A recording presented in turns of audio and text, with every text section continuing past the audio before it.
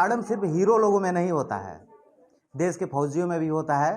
और आज एक नया स्टारडम मुझे देखने को मिला है, एक देसी पहलवान जिसके लाखों लोग दीवाने हैं। हमारी मुलाकात हो गई है नेपाल के रहने वाले एकदम ज़बरदस्त और सोशल मीडिया सेशन बनने वाले देवा थापा देसी पहलवान से।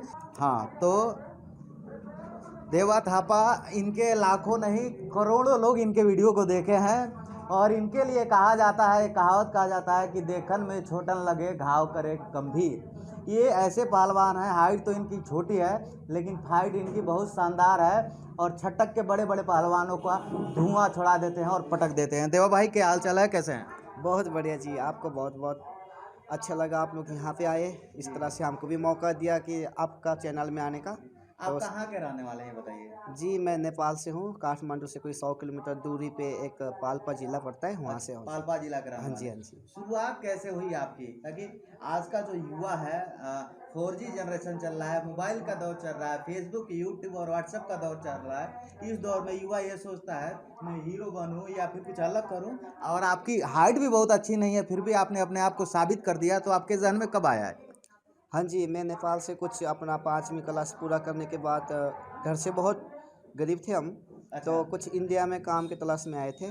तो यहाँ इंडिया में हिमाचल प्रदेश में काम किया होटलों में। कहीं बार हमारे पास बिगड़ने का तो कोई चांस ही नहीं था, हमारे पास कुछ इतना कुछ होता ही नहीं था, ना फ़ोन चला सका, खत्म होने का कुछ था ही नहीं। हाँ जी, हाँ जी।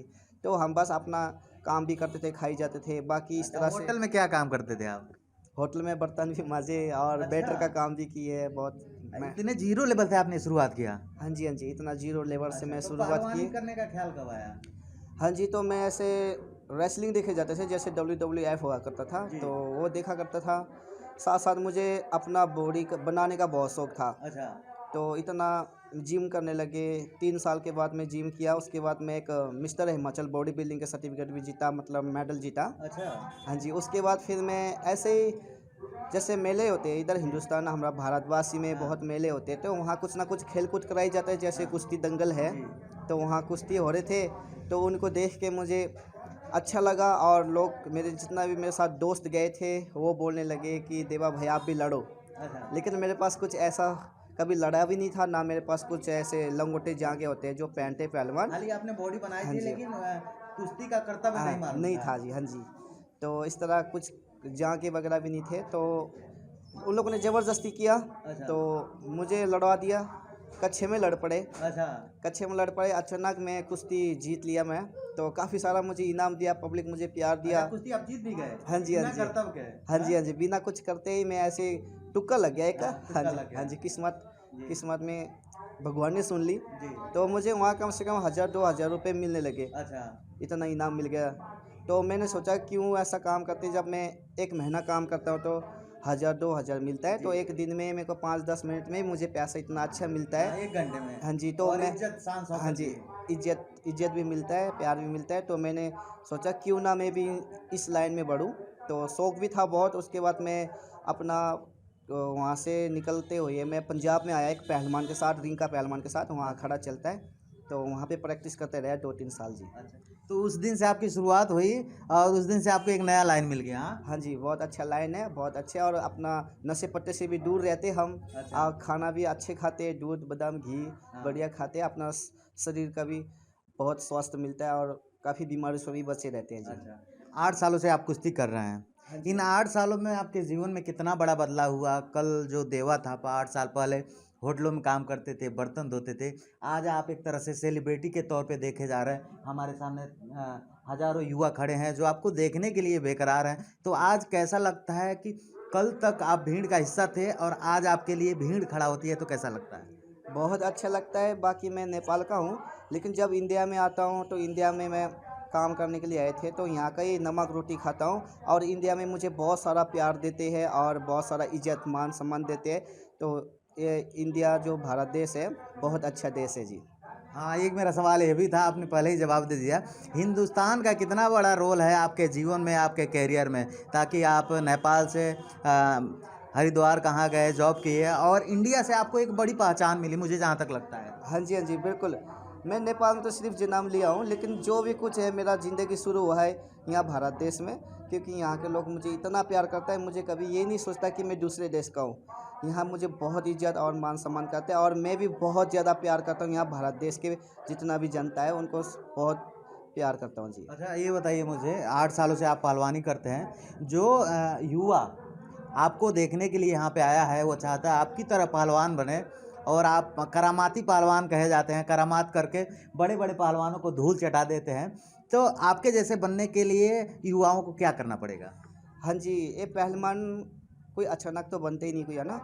अगर रही बात तो जितना भी मेरा हुनर है, जितना भी मैं जानता हूँ उतना बता देता हूँ। क्योंकि बच्चों को थोड़ा 10 साल की उम्र में जैसे स्कूल में पढ़ते हैं उस टाइम से ही लगना चाहिए अच्छा। अकेडमी में। जैसे आजकल तो भारत सरकार ने बहुत बड़े बड़े अकेडमी खोल रखे हैं, जी। जैसे कुश्ती का कोई भी गेम हो उसके लिए वहाँ लगना चाहिए। साथ साथ गेम भी करो, साथ साथ पढ़ाई भी करो, ताकि कल को 19-20 साल की उम्र में जवान हो जाएंगे तो उनको कामयाबी हासिल हो।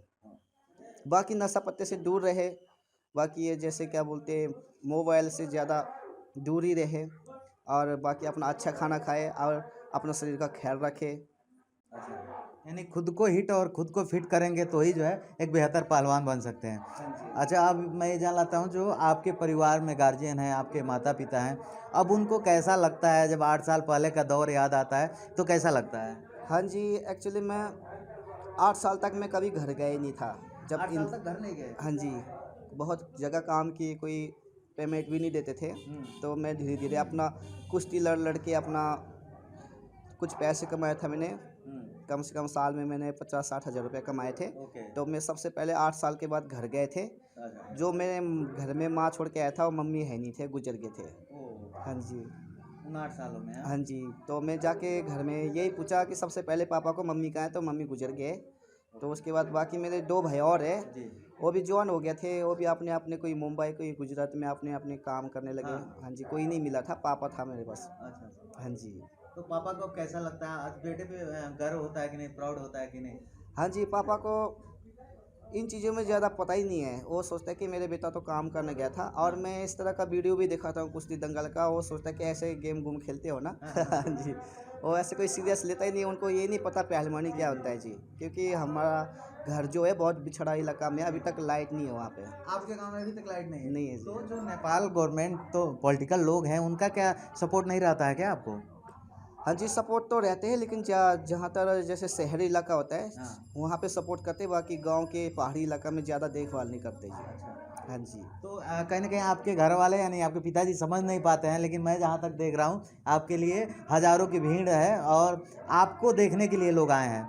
तो इन 8 साल का आपका अनुभव कैसा रहा? बहुत अच्छा रहा जी, बहुत अच्छे रहे। और यहाँ जब यहाँ खुशीनगर में मैं आया हूँ, तो यहाँ पे कुश्ती लड़ता हूँ तो इतना अच्छा लगता है मुझे कि क्योंकि लाखों करोड़ों लोग पब्लिक जो है ताली मारते, सीटी मारते, जी। सब बोलते थापा थापा, इतना प्यार देते हैं। तो मैं यहाँ का जनता को और जितना भी हमारे भारत देश के वासी जानता है उनके लिए बहुत बहुत धन्यवाद अच्छा, करना फ़िल्म चाहता वगैरह आप देखते हैं? हूँ। फिल्म वगैरह बहुत कम देखते हैं जी। मैं अक्सर फ़िल्मों में ही देखता हूँ, हीरो के साथ लोग सेल्फ़ी लेने के लिए दीवाने होते हैं। लेकिन आज पहली बार मैं खुद अपनी आँखों से देख रहा हूँ कि हज़ारों युवा मोबाइल लेकर खड़े हैं और इस हीरो के साथ फ़ोटो लेना चाहते हैं। तो मैं सबसे बड़ी बात आपको बता दूँ, जीवन में आपकी हालात कुछ भी है, अगर आप कुछ करना चाहते हैं, देवा थापा ने वो कोशिश किया।